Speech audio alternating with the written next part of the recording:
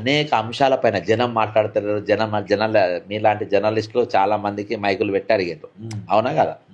ఈరోజు ఆ ప్రశ్నలన్నిటికీ ఈరోజు వాళ్ళు ఒకటేసారి వచ్చిన కంటే వాళ్ళు కట్టలు దిగిపోయింది. ఇక ఒక పేపర్ లీక్ అనేది కాదు బ్రదర్. నువ్వు ధర్మేంద్ర ప్రధాన్ అంటే రాజీనామా చేసిన ఈ మూమెంట్ ఆగదు. ఇక ఇది మోడీ దింపాలని మీరు అన్నట్టుగా 360 కోణంలో ట్రై చేశారు. ఎందుకంటే మెయిన్ స్ట్రీమ్ మీడియాని మేనేజ్ చేసినాం అనుకుంటున్నారు. ఎందుకంటే విద్యార్థులు చెప్తున్నారు ఎక్కడ కూడా మా వార్త రావట్లేదని. అదేవిధంగా సోషల్ మీడియాలో కొన్ని అకౌంట్స్ అంటే క్రియేట్ చేసుకుంటే టెలిగ్రామ్ లాంటి ఛానల్స్ కూడా తీసేద్దాం అనుకున్నారు.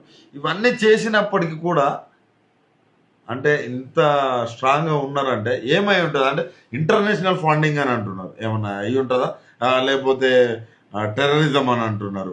అంటే ఇలాంటి ఆలోచనలు ఉన్న వాళ్ళే ఏంది పార్లమెంట్ ముట్టడికి కావచ్చు అడిగి వస్తారని కూడా మాటలు చెప్తా ఉన్నారు. ఎట్లా చూస్తారు? ఇప్పుడు శ్రీలంకలో చేసింది వాళ్ళు టెర్రరిస్ట్లా, నేపాల్లో చేసిన టెర్రరిస్ట్లా, బంగ్లాదేశ్లో చేసిన టెర్రరిస్ట్లా. ఇది ఎప్పుడైతే అవినీతి పెరిగిపోతుందో అప్పుడు జనం తిరగబడతారు. ఇవి ఇప్పుడు కాదు కదా, ఎప్పటిలో ఉన్నాయి. రాజుల కాలంలో కూడా ఉన్నాయి. హిట్లర్ అసలు ఊరేసుకొని చచ్చిపోయింది. ఎందుకు చచ్చిపోయాడు? సూసైడ్ ఎందుకు చచ్చిపోయాడు? అది ఆ టైం వచ్చేసింది. అట్లా మీరు తెగదాకా గుంజేరు.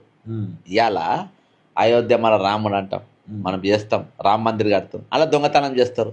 మళ్ళీ వాళ్ళు ఎమ్మెల్యే అక్కడ రూలింగ్ గవర్నమెంట్, అక్కడ రూలింగ్ ఎమ్మెల్యే కాంగ్రెస్ వాడు ఉన్నారు కాబట్టి దొంగతనం జరిగిందని అంటారు.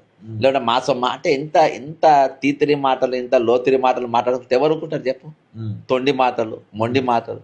కాబట్టి జనం ఒక పాయింట్ ఆఫ్ వ్యూ వచ్చిన తర్వాత వాళ్ళు నీ అబద్ధాలు విని విని విని విని ఇది ఇవాళ ఒక ప్రెస్ మీట్ లేదంటుంది. ఇప్పుడు నీ 12 ఏళ్లలో ఇవాళ ఒక ప్రెస్ మీట్ పెట్టాలి. నువ్వు ఏం నెహ్రూ కంటే గొప్పని అని చెప్పుకుంటావు. ఇవాళ ఏది కట్టినావు నువ్వు? బిహెచ్ఎల్ నువ్వు కట్టినావా? యూనివర్సిటీ నువ్వు కట్టినావా? IIIT నువ్వు కట్టినావా? ఐఐటి నువ్వు కట్టింది ఏమున్నది చెప్పు? లేక మందిర్ కట్టిన అందులో కూడా దొంగతనం చేయబట్టే మా హిందువుల మేము దొంగతనం చేసుకుంటాం. ఒకప్పుడు మొఘల్ రాజులు వచ్చి దొంగతనం చేసుకునేది. అదే ఈరోజు మీరే దొంగలైనప్పుడు మళ్ళీ మీరు వాళ్ళ వీళ్ళ మీద ఎక్కడిది?